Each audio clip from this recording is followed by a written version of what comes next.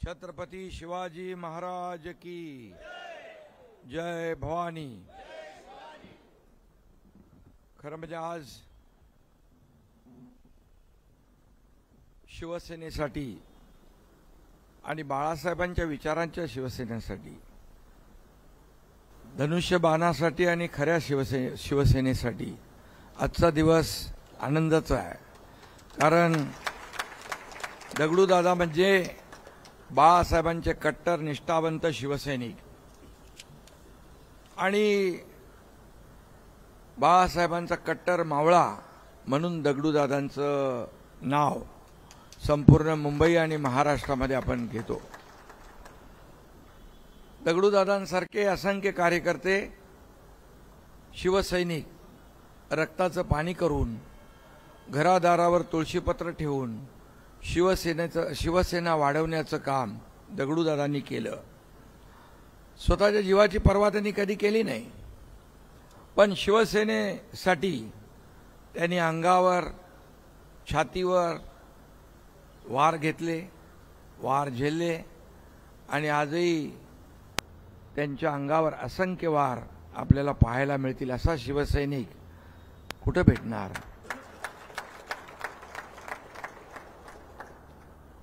आणि म्हणून मी मगाशी म्हणालो की आजचा दिवस, कारण दगडूदादा एक ज्येष्ठ शिवसैनिक आहेत। माजी आमदार म्हणून त्यांनी काम केलंय, आमदार म्हणून काम केलंय आणि खऱ्या अर्थाने त्यांनी शिवसेना वाढवण्यासाठी लालबाग परळ भागामध्ये अपार कष्ट घेतले आणि आज दगडूदादांच्या प्रवेशामुळे खऱ्या अर्थाने आपला लालबागचा राजाचा आशीर्वाद शिवसेनेला मिळाला आहे। आणि आपला गणेश गल्ली नाही का, मुंबईचा राजाचा आशीर्वाद देखील शिवसेनेला मिळाला आहे दगडूदादांच्या इकडे येण्यामुळे। त्याचा मला अभिमान आहे, आनंद आहे, समाधान आहे। दगडूदादांचं नेतृत्व बघितलं तर दगडासारखं कणखर आणि मजबूत आहे ना, मजबूत नावाप्रमाणे। आणि दगडूदादा हे शिवसेनेच्या खरं म्हणजे मुंबईतल्या शिवसेनेच्या पायाचे दगड आहेत, पायाचा दगड आहे। पाया मजबूत असेल तर इमारत मजबूत होते आणि असे पायाचे दगड शिवसेनेला मजबूत करत होते। बाळासाहेबांनी हेरलेली माणसं शिवसेना पुढे घेऊन जात होते, परंतु त्याचं मोल आताचे उभाटा जाणत नाही। आणि अशा कडवट कार्यकर्त्यांना अशा प्रकारचे निर्णय का घ्यावे लागतात याचा विचारही करत नाहीत। गेला की तो कचरा अशा प्रकारचं त्याला दूषण देऊन बदनाम करून मोकळे होतात। अशाने पक्ष मोठा होत नाही। पक्ष मोठा करायला ज्या कार्यकर्त्यांनी खस्ता खाल्ल्या, जेल भोगले, किती वर्ष जेलात होते तुम्ही? 3.5 वर्ष, 3.5 वर्ष ज्या कार्यकर्त्यांना जेल भोगलं शिवसेनेसाठी, पक्षासाठी, त्यांची अवहेलना करणं हे फारच दुर्दैवी आहे। माझ्यासारखा कार्यकर्ताही आपल्या समोर उभा आहे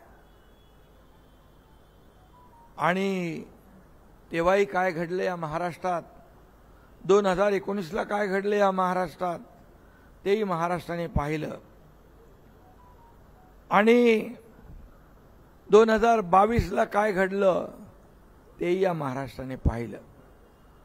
पण 2019ला या महाराष्ट्रातल्या जनतेने स्वीकारलं नाही, परंतु 2022च्या उठावाला या महाराष्ट्रातल्या जनतेने स्वीकारलं आणि म्हणून दादा झालेली 2024ची लोकसभा आणि झालेली विधानसभा यामध्ये जनतेने कौल दिला आणि आपण 80 जागा लढवून 60 आमदार निवडून आणले. जनतेने कौल दिला, जनतेने आपला निर्णय स्वीकारला, कारण महाराष्ट्रातल्या तमाम जनतेच्या मनातला निर्णय आम्ही घेतला. आणि म्हणून मी एवढंच सांगतो, बाळासाहेब अशा दगडूदादांसारख्या कार्यकर्त्याला, सहकार्याला सवंगडी समजायचे, परंतु आताचे जी लोक आहेत ती सवंगड्याला घरगडी समजायला लागले. मालक आणि नोकर हा भेद सुरू झाला. तिथेच या ठिकाणी आजची परिस्थिती निर्माण झाली. याचं आत्मपरीक्षण, आत्मचिंतन त्या लोकांनी केलं पाहिजे. बेळगावच्या लढ्यामध्ये पण दगडूदादा होते ना तुम्ही, आणि मी पण होतो तिकडे दुसऱ्या तुकडीत. तुम्ही मला वाटतं भुजबळ साहेबांच्या बरोबर होते आणि आम्ही दुसऱ्या तुकडीत होतो. आणि असे लोक तुरुंगवास, शिवसेनेसाठी आंदोलनासाठी या सर्वसामान्य मराठी माणसासाठी असे अनेक लढे दिले आणि अनेक आंदोलनं केली. शेकडो केसेस दगडूदादांवर आहेत, परंतु केसचा कधी त्यांनी विचार केला नाही, जेलचा कधी विचार केला नाही. अगदी पहाडासारखे शिवसैनिकांच्या मागे ते उभे राहिले. हे मी माझ्या डोळ्यांनी पाहिलंय.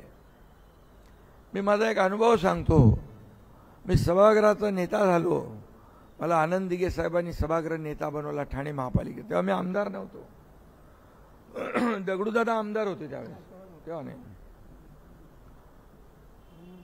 भाषणामध्ये त्यांनी सांगितलं, हा एकनाथ एक दिवस मोठा होईल.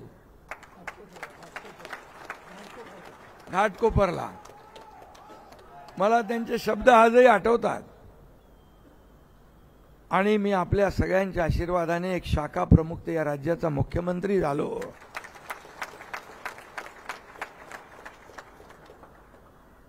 हे कष्ट, मेहनत, जिद्द आणि शिवसेना वाढवण्याचं जे काय वेळ या सगळ्यातून होत असतं.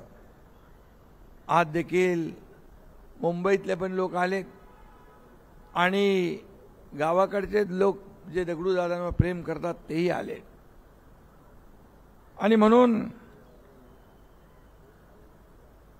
मुंबईतला मराठी माणूस मुंबई महाराष्ट्रापासून तोडणार, या सगळ्या गोष्टी आता सुरू होऊ लागलेल्या आहेत. हे दरवेळेचं निवडणुका आल्या की ह्या सगळ्या विषय होत असतात. परंतु मी दगडूदादा आज इथे उपस्थित आहेत. मी आपल्या सगळ्यांना सांगू इच्छितो, मुंबई महाराष्ट्रापासून कोणी तोडू शकत नाही. जोपर्यंत सूर्य चंद्र आहे तोपर्यंत मुंबई महाराष्ट्राचीच आहे. आणि मराठी माणसाला ताठ मानेने जगण्यासाठी बाळासाहेबांनी शिवसेना स्थापन केली. आणि बाळासाहेबांच्या विचारात आम्ही पुढे घेऊन चाललोय. वारसा सांगणारे लोक मराठी माणसासाठी काय केलं त्यांनी त्याचं आत्मपरीक्षण करावं. मी काही आज जास्त बोलत नाही. परंतु हा मुंबईतला मराठी माणूस हा शिवसेनेसोबत आहे, खऱ्या शिवसेनेसोबत आहे. हे मागच्या निवडणुकांमध्ये दाखवून दिलेलं आहे. दगडूदादा, काही लोक म्हणायचे एकनाथ शिंदेची शिवसेना फक्त ठाण्यापुरती मर्यादित आहे, परंतु नगर परिषदेच्या निवडणुकीमध्ये शिवसेना चांदा ते बांदापर्यंत पसरली आणि आपले 70 नगराध्यक्ष निवडून आले, 1400 नगरसेवक निवडून आले.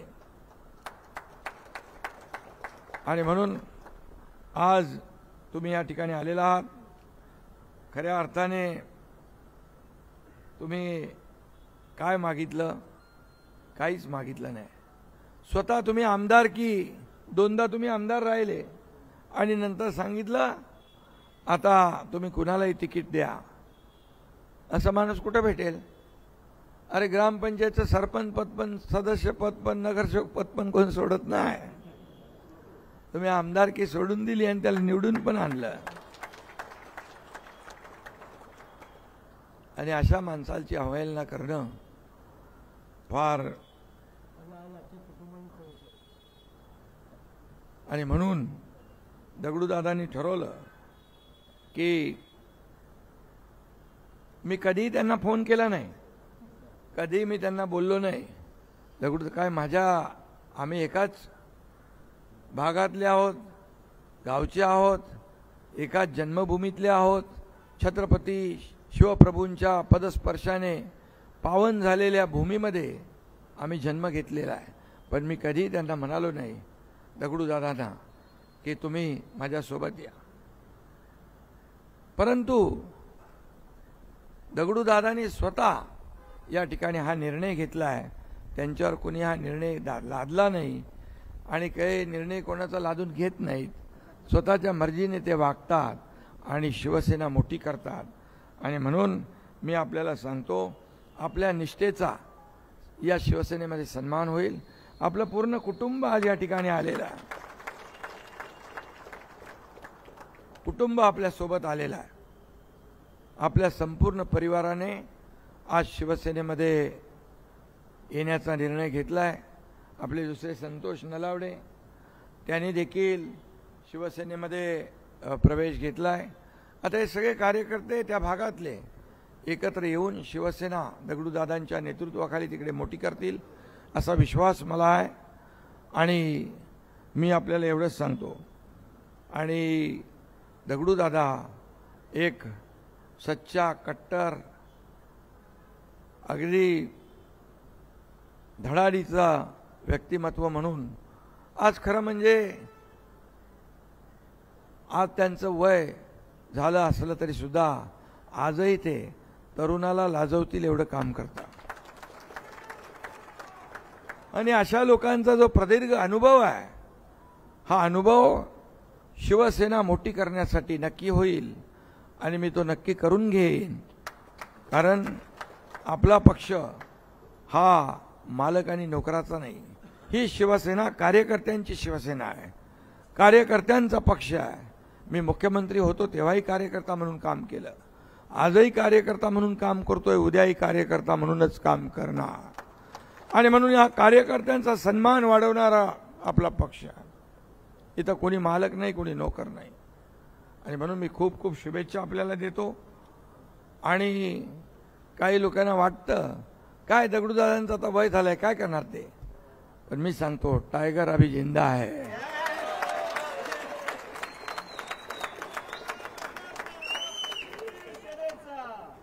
और